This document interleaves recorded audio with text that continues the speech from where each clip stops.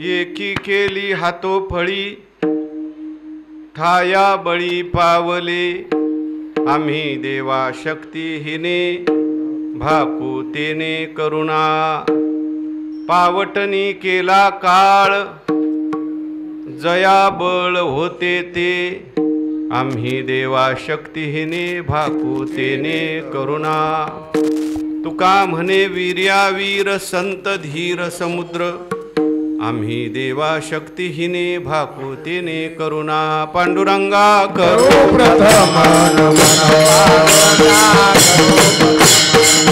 पांडुरंगा करो प्रथम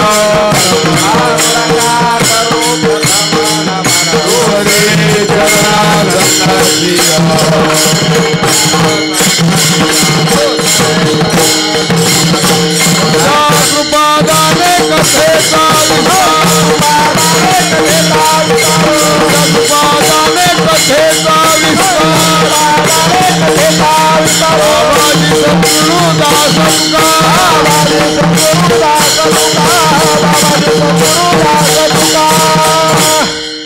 नमो ज्ञानेश्वरा नमो ज्ञानेश्वरा निवृत्ती उदारा सोपान देवा मुक्ताबाई नमो त्रिभुवन पावनी आद्यत्रय जननी देवाची सेवे लागी सेवक झालो तुमच्या लागलो निज चरणा ओ स्वामी तुकया देवा यावरी न करावा अभेरो विठ्ठल विठ्ठल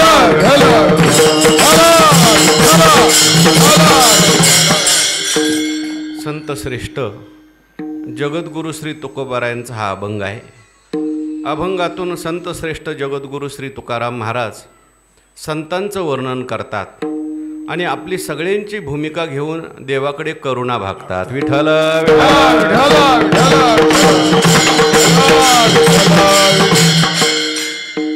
भगवंताच्या कृपेने सर्व साधू संतांच्या आशीर्वादाने पुण्यसलीला इंद्रायणी मातेच्या पावन तीरावर जगद्गुरु श्री तुकोबारायांच्या पदस्पर्शाने पुनीत झालेली ही पावनभूमी जगद्गुरु श्री तुकोबारायांच्या वाडवडिलापासून चालत असलेली या ठिकाणी पांडुरंगाची सेवा आणि अशा या पवित्र जागेवरती आज या ठिकाणी माघ शुद्ध एकादशी आजच्या दिवशी जगद्गुरु श्री तुकोबारायांचा उत्सवही या ठिकाणी संस्थांच्या वतीने सुरू आहे आणि या उत्सवामध्ये संस्थेच्या वतीने सद्गुरू जोग महाराज संस्थेच्या वतीने दर आपल्या महिन्याची शुद्ध एकादशीची सेवा आणि आज माझ्याकडे आलेली आहे. विठ्ठल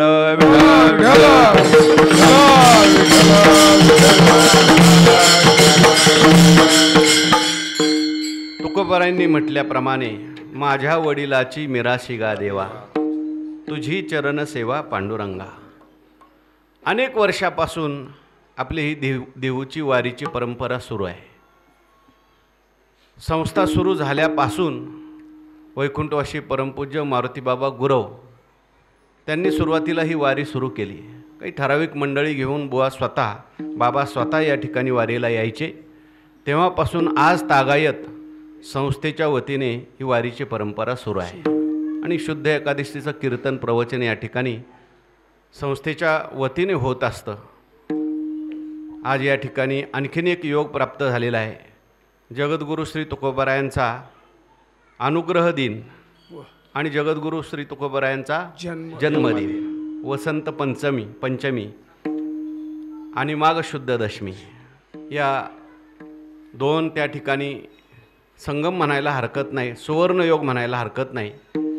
आणि दरवर्षी संस्थांच्या वतीने भव्य दिव्य प्रमाणामध्ये हा सप्ताह संपन्न होत असतो आणि या सप्ताहामध्ये आजची आपली ही सेवा आहे. खरं पाहायला गेलं तर जगद्गुरु श्री तुकोबारायांचा जन्मदिन आणि अनुग्रह दिन जवळजवळ येण्यापाठीमागे योग आहे. खरं तर जीवनामध्ये जन्मदिन तोच आहे ज्या दिवशी आपल्याला अनुग्रह होतो. विठ्ठल विठ्ठल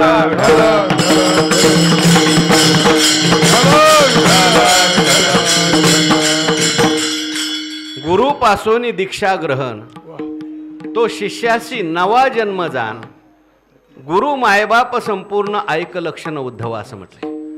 आपण जन्माला कधी आलो त्याहीपेक्षा आपल्या जन्मामध्ये आपण संस्कार कधीपासून घेतले हा काल फार महत्त्वाचा आहे. आपल्याला श्रीगुरूंनी आपल्या जीवनामध्ये कृपा कधी केली किंवा दीक्षा कधी दिली तिथून खरा जन्म सुरू होतो. विठ्ठल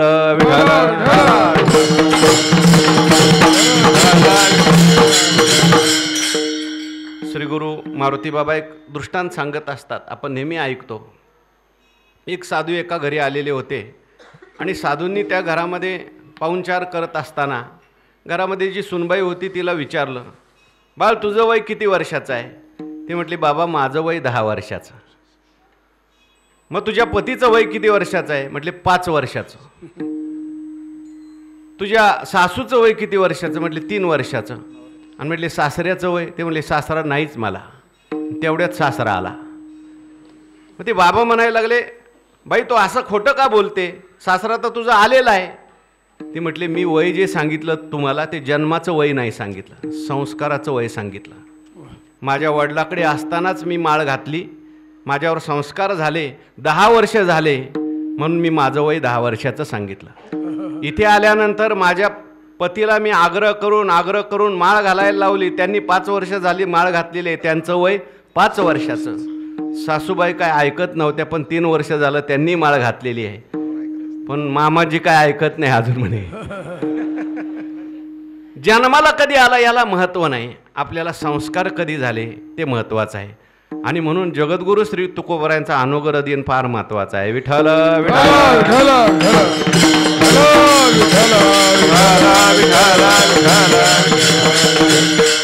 माघ शुद्ध दशमीच्या दिवशी जगद्गुरु श्री तुकोबरायांना गुरुरायांची कृपा झाली. महाराजांनी उल्लेख केलेला आहे, सत्य गुरु राये कृपा मज केली, गुरु राये मज केले.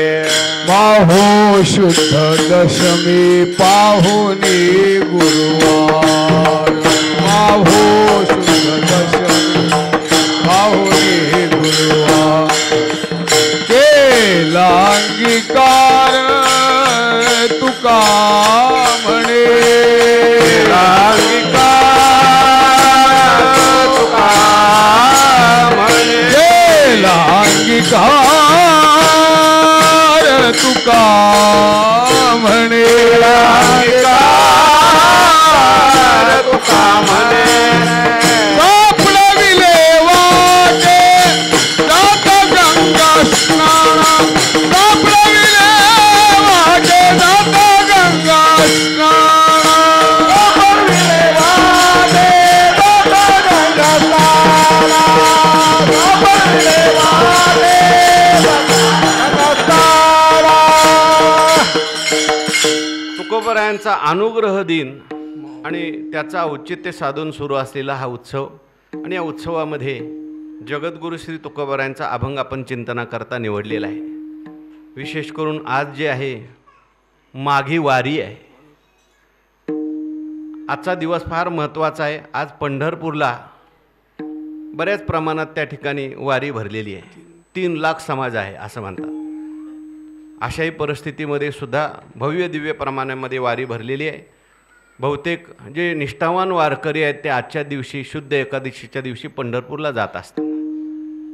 परंतु ज्यांना जाणं शक्य होत नाही अशांच्या करता आपलं देहू हेच पंढरपूर आहे. विठ्ठल विठ्ठल.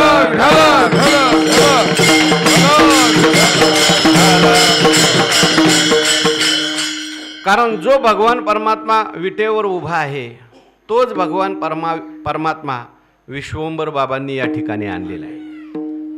विश्वंभर बाबांची भक्ती पाहून, प्रेम पाहून विश्वंभर बाबांनी अखंड वारी केली. परंतु वारीला नंतर काही शरीर स्वास्थ्यामुळे जाऊ शकले नाहीत. तेव्हा भगवंतांनी स्वप्नामध्ये येऊन सांगितलं, बाबा तुम्हाला येता येत नाही ना, जन्मभर तुम्ही माझी सेवा केली, मी तुमच्याकरता येतो. विठ्ठल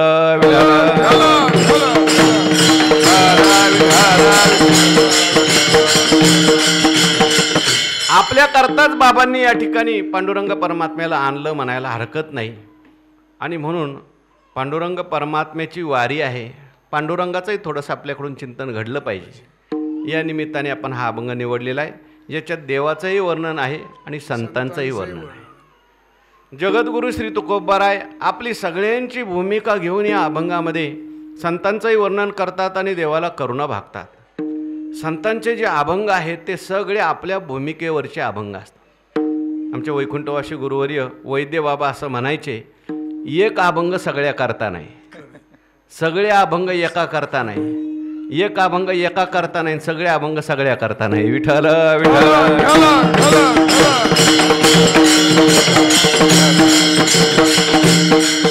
प्रत्येक अभंगाची काही ना काही भूमिका आहे. वास्तविक पाहता तुकोबारायांच्या जीवनामध्ये तुकोबारायांना काही कर्तव्य उरलेलं नव्हतं. आपल्या उद्धाराकरता तुकाराम महाराज या ठिकाणी आलेले.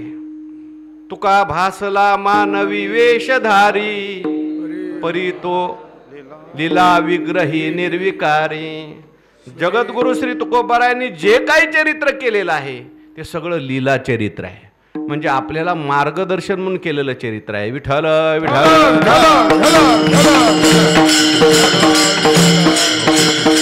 तुकोबारा एखाद्या अभंगामध्ये मी तव अनाथ अपराधी असं म्हणत असतील तर तुकोबारा अपराधी आहेत का हो? पतित पतित पतित असं महाराज म्हणत असतील, मी तो अपराधाची राशी. तुकाराम महाराज देवाला म्हणतात मी अपराधाची राशी, शिखा अंगुष्ठ तो पाशी असं म्हटलेले. पण तुकोबाराय जरी म्हणत असले तरी तुकाराम महाराज पतित नव्हते, अपराधी नव्हते. मग अपराधी मनुष्याने देवाकडे गेल्यावर कशी प्रार्थना केली पाहिजे हे कळण्याकरता तो अभंग आहे. प्रत्येक अभंगाची भूमिका वेगळी आहे. काही अभंग पामराच्या भूमिकेवरचे आहेत, काही अभंग विषयी मनुष्याच्या भूमिकेवरचे आहेत, काही जिज्ञासूच्या भूमिकेवरचे आहेत, तर काही मुक्ताच्या भूमिकेचे आहेत. नवे नवे मुक्ती पलीकडची सुद्धा भक्ती. गोठविना लाळ ब्रह्मज्ञान हाती,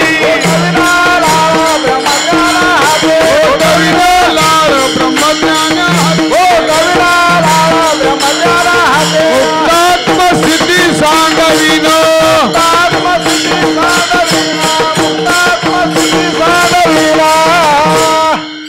मुक्तीनंतरची सुद्धा भक्ती शिकवणारे अभंग आहेत. मुक्तीवरील भक्ती जाण अखंड मुखी नारायण. हो, मोक्ष तुमचा देवा तुम्हा दुर्लभ तो ठेवा, हे मुक्तीनंतरची भक्ती सांगणारे अभंग आहेत. प्रत्येक अभंगाची भूमिका वेगवेगळी आहे. बऱ्याच वेळेला लोक काय करतात, आपल्याला अनुकूल तेवढा अभंग किंवा प्रमाण पाठ करून ठेवतात. भूमिका लक्षात न घेता बरं का, अनुकूल प्रमाण पाठ करून ठेवायचं, अनुकूल अभंग पाठ करून ठेवायचं. एक उदाहरण तुम्हाला सांगतो. एखाद्याला जर आपण म्हटलं चला आज देहूची वारी आहे, आपण देहूला जाऊ, येता का? तो म्हणतो आलो असतो, पण तुकाराम महाराजांनी लिहून ठेवलंय ठाईचं बैसोनी करा एकच. एका जागेवर बसून परमार्थ करा. हो, तिकडंच देव आहे आणि इथं नाही का, हे तुकाराम महाराजांना कळलं नव्हतं का? विठ्ठल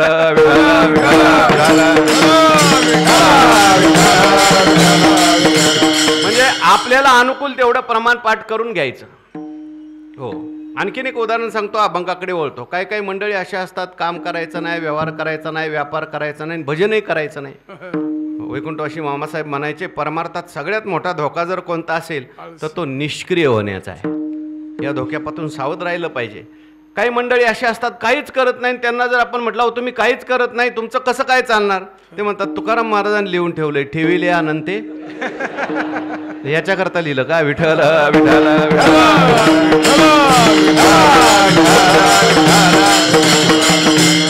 अरे जे तुकाराम महाराज ठेविले अनंते म्हणतात तेच तुकाराम महाराज म्हणतात तुमच्या जीवनात ज्या असाध्य गोष्टी आहेत त्या साध्य होतील. असाध्य ते साध्य करिता सायास कारण अभ्यास तुका म्हणे. मग असाध्य ते साध्य करिता सायास हे लिहिलेलं खरं आहे का ठेविले अनंत हे लिहिलेलं खरं आहे? ठाईचं बैसोनी करा एक चित्त म्हणतात ते खरं आहे का जव हे सकळ सिद्ध आहे हे खरं आहे? दोन्ही खरं आहे. विठ्ठल विठ्ठल विठ्ठल.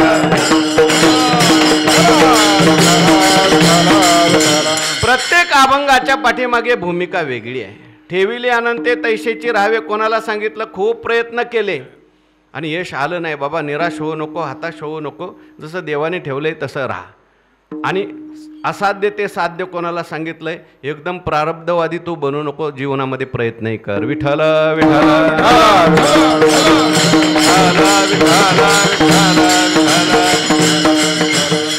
आजच्या अभंगामध्ये तुकाराम महाराजांनी आपली भूमिका घेतलेली आहे आणि देवाला करुणा भाकलेली आहे. संतांचं वर्णन केलेलं आहे. संत जे असतात ते आपली मध्यस्थी देवापर्यंत पोचवतात किंवा करतात. जसं व्यवहारामध्ये एखादा वकील असतो, तो वकील आपल्या अशिलाची भूमिका घेऊन कोर्टामध्ये भांडत असतो, तसे संत कधीकधी देवासमोर भांडतात, आपली भूमिका देवाला सांगतात, आपल्या उद्धाराकरता त्यांचं भांडण असतं. विठ्ठल विठ्ठल.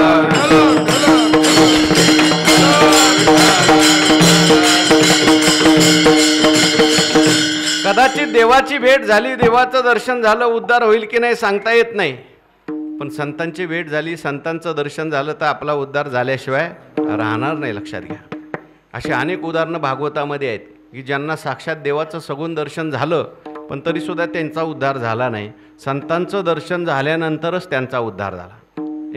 एकनाथी भागवतामध्ये सुरुवातीलाच पहिल्या अध्यायामध्येच कथा आलेली आहे. एकदा नारद महर्षी फिरत फिरत वसुदेवांच्या घरी आले. वसुदेवांच्या घरी आल्यावर वसुदेवांना खूप आनंद झाला.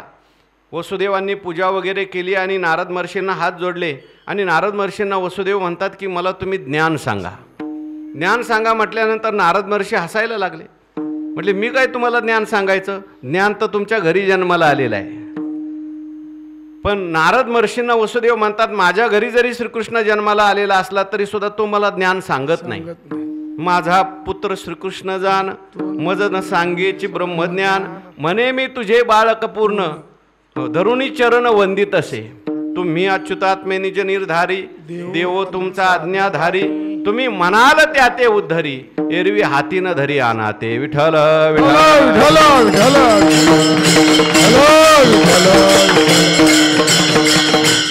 संतांचं काम जे आहे ते मध्यस्थाचं काम आहे. हो, अनेक ठिकाणी आपल्याला पाहता येईल. एक रामायणामध्ये प्रसिद्ध आलेलं उदाहरण सांगतो मी, अभंगात प्रवेश करतो. रामायणामध्ये एक प्रसिद्ध उदाहरण आलं. रामजी आणि श्री लक्ष्मणजी हे ऋष्मुख पर्वताकडे जायला निघाले. समोर ऋष्मुख पर्वत होता आणि त्या ऋष्मुख पर्वतावर सुग्रीव राहत होता.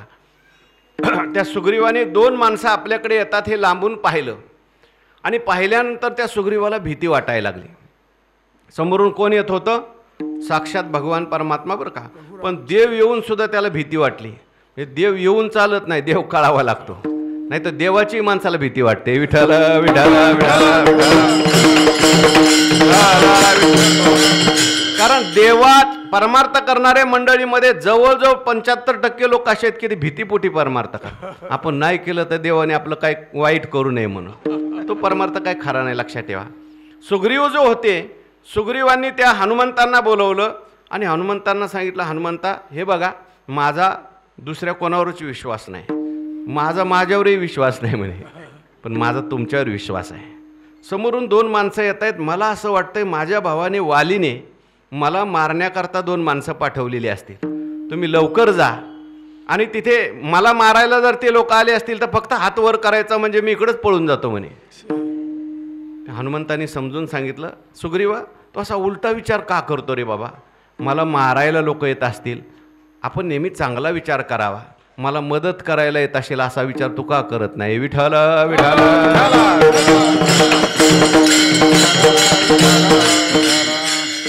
माणसाने नेहमी सकारात्मक विचार केला पाहिजे, चांगले विचार केले पाहिजेत. असं असतं जसे आपण दुसऱ्याच्या बाबतीत विचार करतो बरोबर तसेच विचार त्या माणसाच्या मनात निर्माण होतात. म्हणून आपण चांगले विचार केले की तसेच विचार पुढे तयार होत असतात. तेव्हा सुग्रीवांना त्या हनुमंतरायांनी समजून सांगितलं. हनुमंतराय स्वतः भगवान प्रभू रामचंद्राकडे गेले. भगवान प्रभू रामचंद्रांना भेटल्यानंतर सांगितलं, देवा इथे सुग्रीव नावाचा तुमचा एक फार मोठा भक्त राहतो, तुम्हाला त्याच्याकडे यावं लागेल. भगवान म्हणायला लागले, अरे हनुमंता मी फार लांबून आलो, चालत आलो, आता मी थकलेलो आहे. तो जर माझा भक्त असेल तर त्याला माझ्याकडे घेऊन ये, आता मला कशाला तिकडे चालवलं? हनुमंताने हात जोडले, म्हटले देवा त्याला एवढं कळत असतं तर आम्ही कशाला आलो असतो? सुग्रीव म्हणजे जीव आहे आणि हनुमंतराय संत आहेत. जीवाला कळत नाही देवाकडे जावं म्हणून संतांना देवाकडे जावं लागतं आणि देवाला जीवाकडे न्यावं लागतं. विठ्ठल विठ्ठल.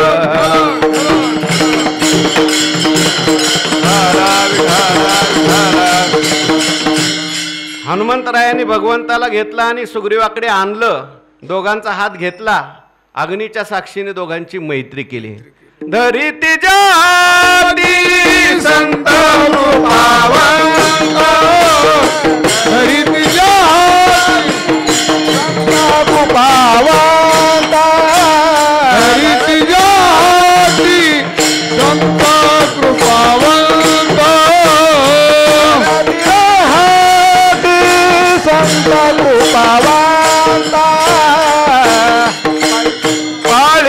पंढरीनाथ लला त्यांचा पारी पंढरीनाथ लला धरी तिच्या हाती संत कृपावंत धरी तिच्या हाती संत कृपावंत पारी पंढरीनाथ पारी पंढरीनाथ लला धरी तिच्या हाती संत कृपावंत धरी तिच्या हाती संत कृपावंत जगद्गुरु श्री तुकाराम महाराज आपली भूमिका देवाकडे मांडतायत. याच्याकरता मी एवढी मोठी प्रस्तावना केली बरं का. म्हणजे अभंगाची भूमिका आपल्या लक्षात घ्यावी म्हणून. जगद्गुरु श्री तुकोबाराय कदाचित माघवारीला देवाकडे त्या ठिकाणी गेलेले आहेत, पंढरपूरला गेलेले आहेत असं समजा, किंवा जगद्गुरु श्री तुकोबाराय याच ठिकाणी देहुला मंदिरामध्ये देवासमोर उभे आहेत. उभे राहिल्यानंतर तुकाराम महाराज आल्याबरोबर देवाला आनंद झालेला आहे. आणि मग भगवान परमात्म्याने तुकाराम महाराजांना कदाचित म्हटलं असावं, महाराज तुम्ही आले, मला खूप आनंद वाटलेला आहे, माझी अशी इच्छा आहे की तुम्ही माझ्याकडे काहीतरी मागून घ्या, प्रार्थना करा. तेव्हा तुकाराम महाराज म्हटले असतील देवाला की देवा तुम्हाला माहिती नाही का, काही मागणे हे आम्हा अनुचित, वडिलाची रीत जाणत सो. तुका म्हणे जीव भाव देवा पायी, ठेवून ते काही न मागती विठ्ठल विठ्ठल.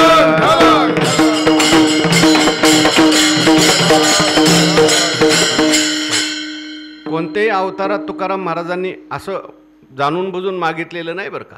अगदी आपण जर पाहिलं तुकोबारायांचा कृतयुगातला अवतार आहे प्रल्हादांचा. कृतयुगामध्ये तुकाराम महाराज प्रल्हाद होते, त्रेतायुगामध्ये तुकाराम महाराज अंगद होते, द्वापार युगामध्ये तुकाराम महाराज उद्धव झाले, नंतर नामदेव महाराजांचा अवतार आणि तुकाराम महाराजांचा अवतार. अगदी प्रल्हादजींच्या अवतारामध्ये सुद्धा तुकाराम महाराजांनी देवाला असं म्हटलंय की देवा तुमची भक्ती करायची आणि काहीतरी मागून घ्यायचं, तुम्ही आम्हाला काही व्यापारी समजता काय. नस भृत्य हा सवय वणिक शब्द आलाय. वणिक म्हणजे व्यापारी. हो देवा आम्हाला काही नको, पण देवाने खूपच आग्रह केला. तेव्हा तुकाराम म्हणजे प्रल्हादजींच्या अवतारामध्ये तुकाराम महाराज देवाला म्हणतात देवा द्यायचीच इच्छा आहे का, मग इथून पुढं कधी मागायची इच्छा होऊ देऊ नका, एवढं द्या विठ्ठल विठ्ठल.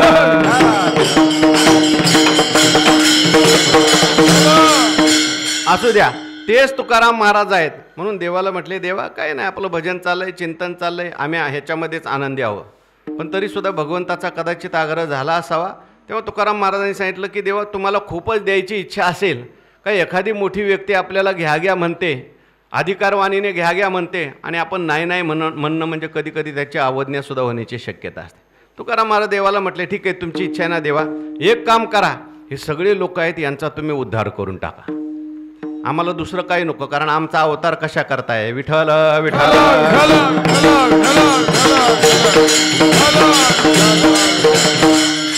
अवतार तुम्हा धराया कारण, उद्धराया जन जड जीव. या जड जीवांच्या उद्धाराकरताच आमचा अवतार झालेला असल्यामुळे देवा तुम्ही सगळ्यांचा उद्धार करा असं म्हटल्यानंतर थोडासा देवाचा चेहरा गंभीर झाला बरं का. मी आता अभंगामध्ये शिरतोय, तुम्ही म्हणाल हे तुम्ही कसं काय लावायला लागले, हे सगळं एक अंदाज आहे, अनुमान करतोय आपण सगळं बरं का. वैकुंठवासी मामांनी असं लिहिलंय, एखादा मनुष्य फोनवर बोलत असेल तर त्याच्या बोलण्यावरून पलीकडचा काय बोलतोय याचा अनुमान आपल्याला करता येतं. हा बोलतोय ना त्याच्यावरून पलीकडचा काय बोलला असेल याचा अनुमान करायचं. तसं अभंगातली चरण पाहून काय भूमिका असावी याचा अनुमान विठ्ठल विठ्ठल विठ्ठल.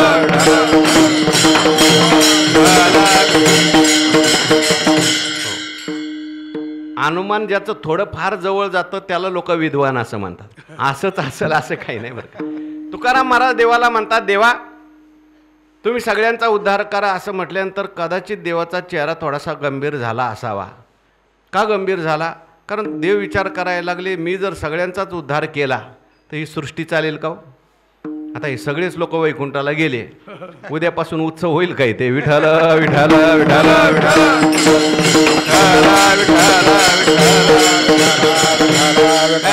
भगवान जेव्हा ही सृष्टी निर्माण करतात तेव्हा सृष्टीच्या सुरुवातीला भगवान एक संकल्प करतात. काय संकल्प असतो, जसं ज्याचं कर्म असेल त्याच्याप्रमाणे त्याला भोग मिळावा, फळ मिळावं. अगा कर्मे जे उरावे ती सुखी दुःखी फळावे, तया ते भोगावया यावे देवा देहा एका, अशी देवाची घटना आहे. देवाचा संकल्प आहे आणि एकदमच सगळ्यांचा उद्धार करायचा म्हटलं की त्या संकल्पामध्ये बिघाड येतो. पण तुकाराम महाराज देव तुकाराम महाराजांना म्हटले असतील, तुकाराम महाराज हे बघा, बाकीचं दुसरं काय मागा पण सगळ्यांच्या उद्धाराची गोष्ट बोलू नका. तेव्हा तुकाराम महाराज म्हटले असतील मग बाकीचं आम्हाला काय पाहिजे, आमचं जे कार्य आहे सगळ्यांचा उद्धार तुम्ही केला पाहिजे. तेव्हा आता देवाने थोडीशी दुसरी पळवाट काढली. देव म्हणायला लागले, तुकाराम महाराज हे बघा, तुम्हाला वाटतंय सगळ्यांचा उद्धार व्हावा, पण ह्या सगळ्यांना वाटतंय का आपला उद्धार व्हावा? विठ्ठल विठ्ठल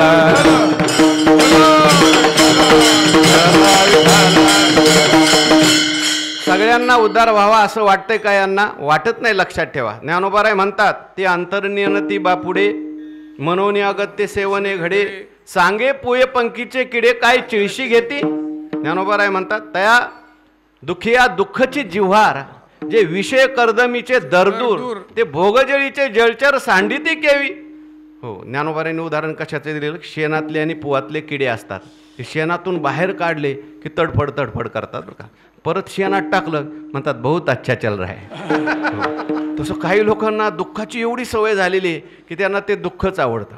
हो, एक मनुष्य मला भेटला, तो म्हटला भांडण ज्या दिवशी होत नाही त्या दिवशी मला करमत नाही. विठ्ठल विठ्ठल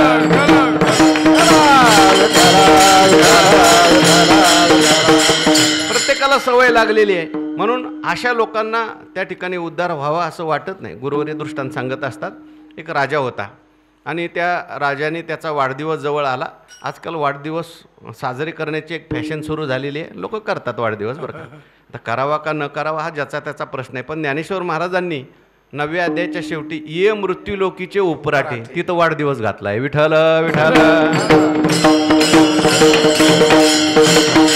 जन्मलेनी दिवस दिवसे हो लागे काळाचे ऐसे. ज्ञानोबाराय म्हणतात की वाढती करती उल्हासे उभविती गुडूया. काही लोक जन्मल्या दिवसापासून काळाच्या तोंडात चाललेला आहे पण तरी हा वाढदिवस साजरा करतो म्हणे. विठ्ठल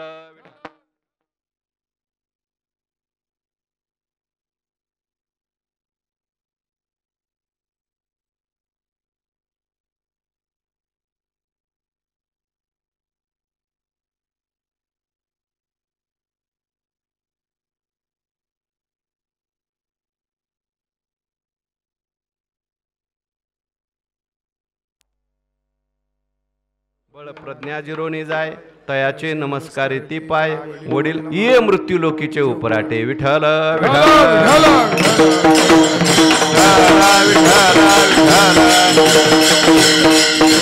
जाऊ द्या, आपला तो विषय नाही.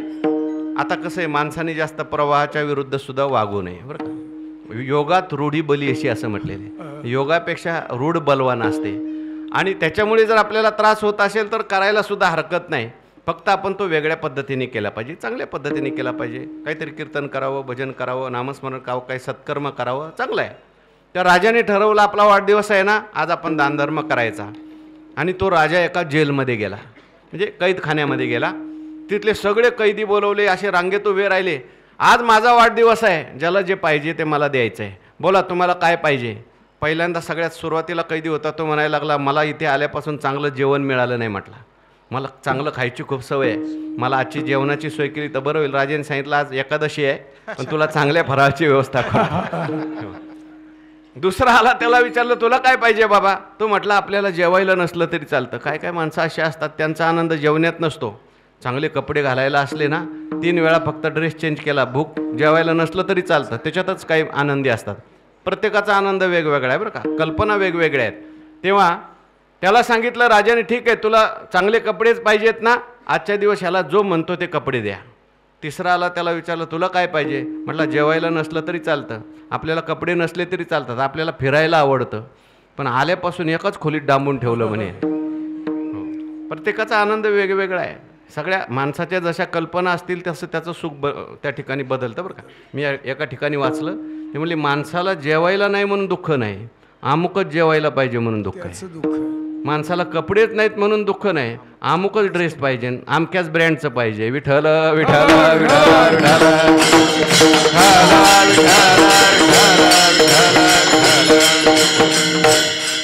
आपल्याकडे काय नाही, ते हाय सोसायटीमध्ये आहे बरं का. ब्रँडचं फॅड, वेगवेगळ्या पद्धती, मॅचिंगचं फॅड आपल्याकडे अजून नाही. चांगली गोष्ट आहे. सांगतोय मी कशा करता.